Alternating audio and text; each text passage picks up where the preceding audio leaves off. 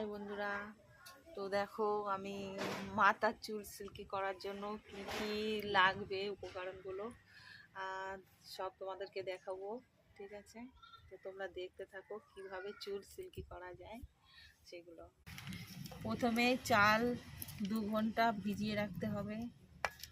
ঠিক আছে, সেই চালের জল ছেঁকে নিতে হবে পরিমাণ মতো। চালটা ছেঁকে নিতে হবে, ছেঁকে জলটা বার করতে হবে। তেল 1 চামচ, 1 চামচ তেল দিতে হবে।